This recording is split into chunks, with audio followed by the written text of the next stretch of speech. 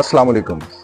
आज मैं जौहर town G4 block में एक साइट पर मौजूद हूँ और मेरे पीछे आप ये जो स्ट्रक्चर देख रहे हैं ये 15 किलोवाट की प्लेट्स का है। इसमें हमने Canadian TOPCon N type bifacial 630 watt के 24 पैनल्स लगाए हैं। मैं आज एक साइट में मौजूद हूँ नेस्पार्क फेज़ 2 में। यहाँ पे हमने अभी नया सिस्टम इंस्टॉल किया है। आपको मेरे पीछे ये स्ट्रक्चर नज़र आ रहा है, ये जो अपलिफ्ट स्ट्रक्चर हमने लगाया है यहाँ पे, इसमें आपको 16 प्लेट्स नज़र आ रही हैं, 16 सोलर पैनल्स लगे हुए हैं और ये कैनेडियन बाईफेशियल 620 वाट के पैनल्स हैं जी। आज मैं F2 जौहर टाउन में मौजूद है। यहाँ पे हमने सोलर नेट मीटर्ड सिस्टम लगाया।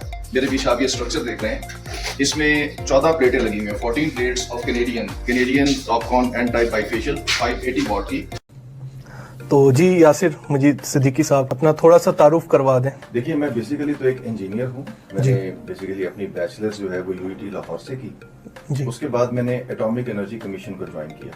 वहाँ से मैंने मास्टर्स की न्यूक्लियर पावर इंजीनियरिंग में, जबरदस्त। यानी कि मैं बेसिकली एक एटमी पावर इंजीनियर हूँ। जी। उसके बाद फिर मैं एटॉमिक एनर्जी ही के मुख्तलिफ प्रोजेक्ट्स में काम करता रहा। मैंने तकरीबन कोई 10 साल सर्विस की एटॉमिक एनर्जी में। आजकल आपकी क्या मसरूफियत है, ये बताएं। मैं पिछले काफी अच्छे से अब सोलर सिस्टम्स का बिजनेस कर रहा हूँ। सोलर सिस्टम्स की इंस्टॉलेशन, बेसिकली एक पावर इंजीनियर हूँ ना, जिसने आपको बताया कि मेरी न्यूक्लियर पावर इंजीनियरिंग में मेरी मास्टर्स है। ये जो एक इंजीनियर की इंस्टॉलेशन है और एक जो बीटेक है या वो टेक्निकल जिसने कोर्स किया है, उसकी इंस्टॉलेशन में क्या डिफरेंस होता है? देखिए, बीटेक तो एक टेक्निकल डिग्री ही है, उसको तो हम नहीं कहेंगे, लेकिन इस वक्त ये है कि इस फील्ड में बहुत से नॉन टेक्निकल लोग घुसे हुए हैं। अच्छा, देखा देखी। हाँ, और मैं देखता हूँ कि उसमें वो काफी नुकसान करते हैं लोगों का। अच्छा, यानी कि अब सोलर पैनल आपने लेना है तो उसकी एक डिटेल्ड स्पेसिफिकेशंस होती हैं। आपने इन्वर्टर लेना है तो इन्वर्टर की डिटेल्ड स्पेसिफिकेशन होती है।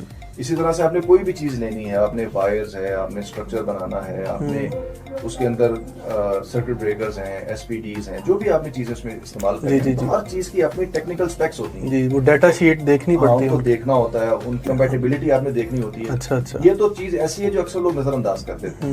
उन्हें पता ही नहीं होता कि ये जो सोलर पैनल है ये इस इन्वर्टर के साथ कंपैटिबल भी है कि नहीं, और बाद में फिर इन्वर्टर चीखें मार रहा होता है। किसी भी पैनल के साथ कोई भी इन्वर्टर लगा देते हैं। अच्छा, ऐसा नहीं करना चाहिए। तो सोलर पैनल का आप क्या स्कोप देख रहे हैं फ्यूचर में, कि क्या इसमें गुंजाइश है?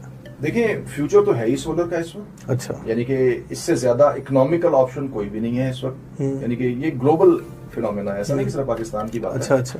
आप अगर ये देखें ना कि जो राइज है सोलर का वो सबसे ज्यादा है। विंड इससे पीछे रह गई भी है। अच्छा। सोलर नंबर 1 है इस वक्त पूरी दुनिया में।